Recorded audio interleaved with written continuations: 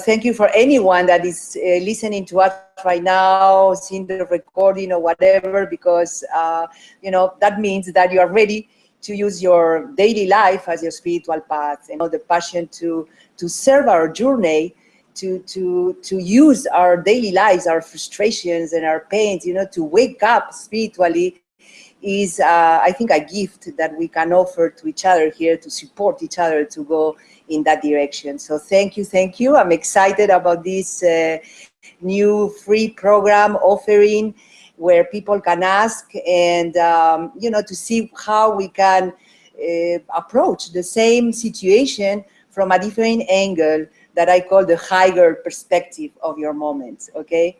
So there is a lot of, I would say, misunderstandings or conditioning, into our femininity, masculinity, who we are, what we do, how we balance all of that. And, I can talk for hours about it. But what I would like to do today, honor first the beautiful woman. I never met her, but I could read the email here. And the beautiful woman that has the courage to show up, to open up, to share her moment and problem with us, and I want to honor that, because some people, we have the tendency, and I can see myself in the past doing that, to close down, to to really don't open up. And I want to acknowledge you, that I want to call you Monica, just to give you a name, okay? But I would like to call you Monica. She doesn't want to reveal her own name, that I want, that is beautiful to keep your privacy. In this case, maybe, at one point you feel more comfortable to share openly, but right now just respect your boundaries. That's already something that I want to acknowledge. But this conversation to you, so I'm going to call you Monica. And, every time that I talk about you, I will call you Monica. So thank you so much to begin with for the courage to open up, to share, and to invite all of us to explore this topic. So I'm going to read your email because it's beautiful and very significant, is that, so Monica says, make money in order to help my husband to pay our rent and bills. Only job I could find is a very heavy job, and it takes more than 8 working hours every day. I became extremely tired, time and energy to take care of myself. My life turned into a routine of working, commuting, eating, and sleeping. Last week, my husband told me that I don't make my hair and makeup as I used to, and he doesn't find me good looking anymore. I would like all of us to feel Monica right now, because I think we can all feel identified with this, the pain that can be, So just be compassionate right now, see if you can feel it, but it hurts me a lot. Instead of hearing appreciation for my effort to support our family, I am hearing about how unfeminine I look.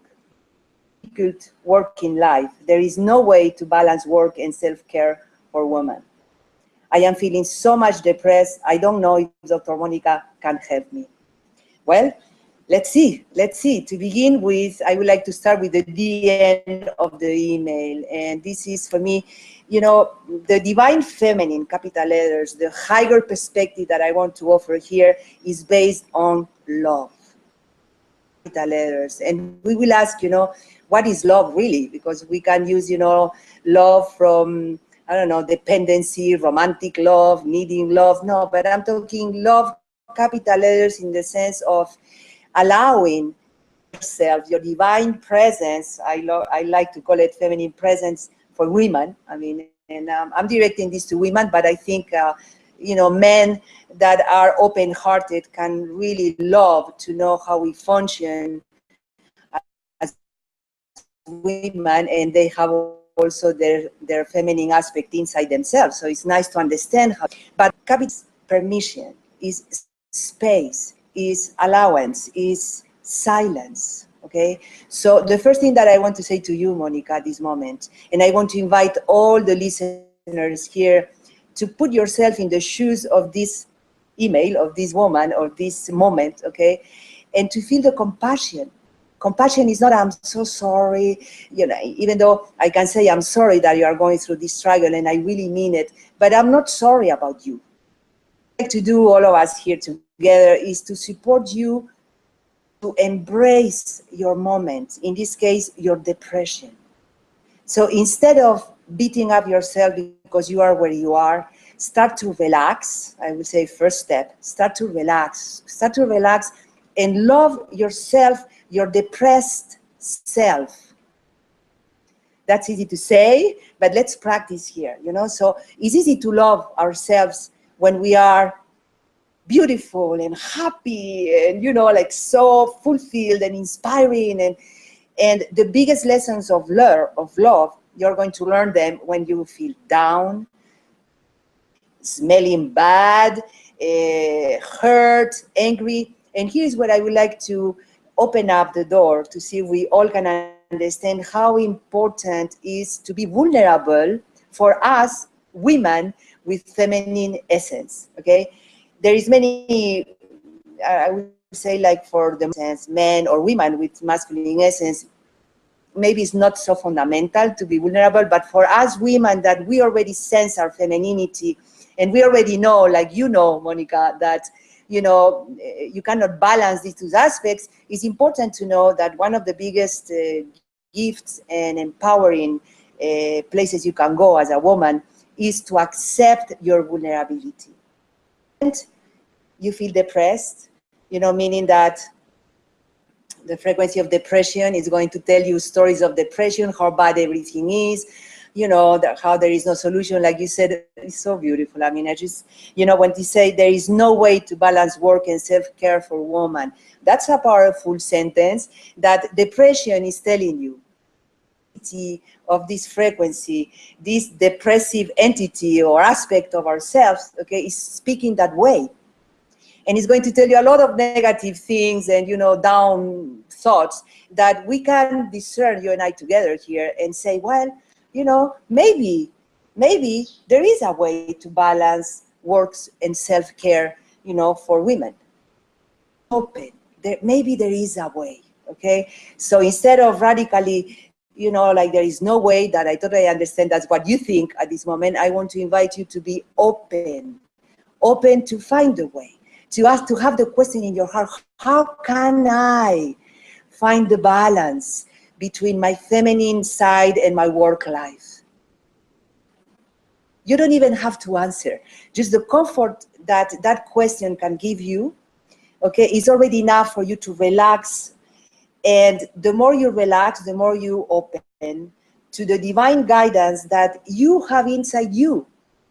Isn't that guidance when we are resisting life, judging, blaming, you know, all the old self? That's the way, the ego self or the fearful self, you know, the ignorant self, the unconscious self, that's the way it speaks. So we are not going to fight with that. That's what I would like to invite you right here. Let's learn today how to love the depressed Monica. You can add your name there, you know, but the depressed Monica. And instead of beating yourself up mentally that you think you need to be somewhere else instead of being where you are, I want you to repeat inside yourself, okay? I love you, Monica. And I want you to feel it. I would like you to learn how to love these shadow aspects of ourselves. And, you know, sometimes we start with a mental intention, with a clear intention, and it's mental, it's a decision, it's a thought, you know. So start to feel here, you know, about, you know what, I'm here with you, and I totally understand, you know, it's like, gosh, I totally understand, you know, that you are going through a hard time. You don't really find your balance and your alignment, and I'm here to love you.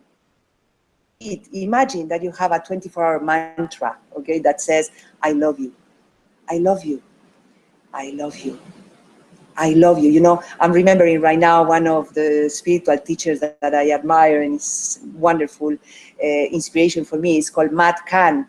And he says, when you feel down, you know, say to yourself, I love you more. These entities, these aspects, this frequency, depression, the frequency of depression is looking for your love. And when you accept what is in the moment, okay, that can change. But if you resist reject, don't like. You know, that is normally the way we engage. We engage mentally instead of from silence, from opening, from embracement. Then we perpetuate the agony. So first step for you, and I want you to tell me, you can tell me very laughter, you know, if this is supportive to you. First step, you will have to learn how to relax, how to accept where you are. So that will bring you more clarity and what it is that you can do. And from acceptance of, you know, like the hard life that you see yourself in, okay, and the depression that pulls towards, I don't want to live anymore, you know, I want to be in the couch, but then I can do here, blah, blah, blah, that negativity, to be willing to let that go. So it's not bad, it's not wrong, it's just a lesson that you are learning right now, okay, to expand into the love that you are. So a good question can be for you is, how can I love myself right now? So from I love you, and you say that, you know, you. And this is a key. What I'm saying right now is key. We have the tendency to resolve our problems by wanting to change, right? All of us, as I we do that, okay? But it's not. So the real change inside out. So you need to take the time to be with you unconditionally. So in this case, if you feel depressed, just learn how to be with you, saying, instead of buying the story that the depression is going to tell you, saying to yourself, I love you, doesn't matter what. I love you more, no less. So that's the beginning, okay? And now I would like to explain to you a little bit what I sense from my place. And of course, I would love to have you, you know, in front and ask you more questions to fine tune here, but you wrote a very beautiful email. So I'm going to go through what I sense from here that can be a trigger to your own inner balance, okay? So the first thing that I want to highlight here is the day that you decided to help your husband to pay rent and bills. Big decision. In what way? In the sense that when you get committed into an intimate relationship, to a life partnership, marriage, or partner, you know, for life, at that moment, from my experience, you have to decide inside you if you want to offer your feminine or your masculine side. And the day that you decided to support your husband making money here, you jumped into your masculine side. And that inside the relationship, after we will talk at the office, okay, but inside the relationship is going to affect the relationship, because you are not anymore dedicated to offer your husband your femininity, your beauty, like you say, you know, your makeup, your hair, your fulfillment, your happiness. Now you are busy, okay, nurturing yourself so your masculine can go out and do the work. First suggestion that I would like to offer here, if you first take 1 day or 1 hour or 1 minute, I don't know about time, but take the time to feel connected with yourself. Take a deep breath, put your hand in your heart and close your eyes and stay here with you, the way that you are feeling. Give a little space, a little permission, and you will see that yes, that surrendering to the moment can help you to feel better. When you feel better and you feel really compassion for that aspect of you, I will invite you, share with your husband from your vulnerable being. Speak the truth. Speak the truth. You know, the day I decided to work out, I really mess up in some way with my own being, because now I'm busy not nurturing you. I'm busy in surviving myself. You know, I'm busy, you know, like really working, and I get exhausted, and I'm irritated. So then I blame you. So then I want your support, and I'm very confused.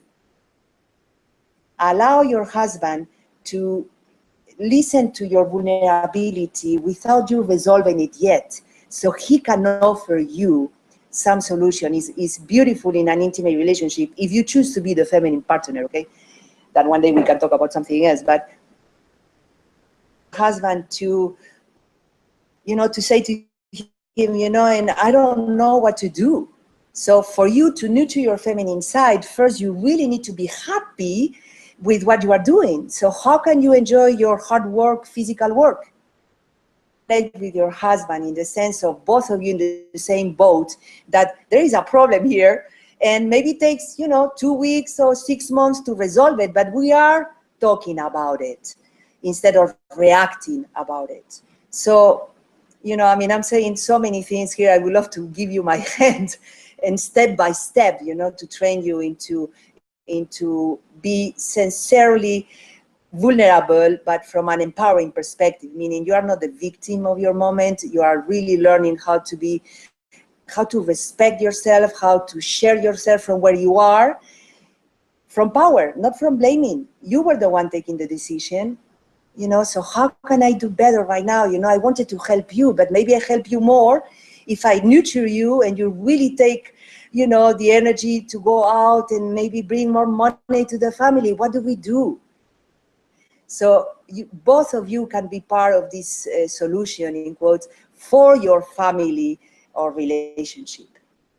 The power that our vulnerability contains, you have to be kind of humble. And like you said, understand yourself first. And this is important because, you know, if you engage with a situation feeling really, I don't know, victim and blaming, that we all do at one point. So, but don't stay stuck there, okay? Find for your real power, look for your real power inside. But depends from where you engage with the situation, you're going to promote that frequency that you are in, you know? So it's important time for you, Monica, whatever is your name right now, but to take the time to understand you. I said could be an hour, 2 hours, 2 days, or 2 months. I don't know how much time do you need to really understand you, to accept your sadness, your vulnerability, and to share from that space when you have gave permission to yourself. So then the other person in front of you, you know, can like it, not like it, but you are, you know, you are completely embracing you. Source of your love and your fulfillment is inside. So before you share with your husband, see if you can be comfortable with your confusion, with your anger, even with your resentment about, with your sorrow, sadness, that you wanted to, you want to be more beautiful, but you don't have the energy to it, you know. Be humble, it's like that will move energy towards something more creative. With this, I hope we support you here to in this recovery. I think it's kind of general, you know, for all of us. And by myself, I hope to see you next Wednesday again. We will do episode number 2. And we wait for your questions, your inquiries, even follow-ups on this one, you know, how we can go deeper in any question that wakes up. Yes, Monica, you know, Dr. Monica, I know you say this, but how do blah, blah, blah. Just be human, you know. That's what I like about our daily life and how we can wake up spiritually. So I'm here to serve you. I love you, and I hope you have a wonderful week. And I see you next Wednesday. Thank you.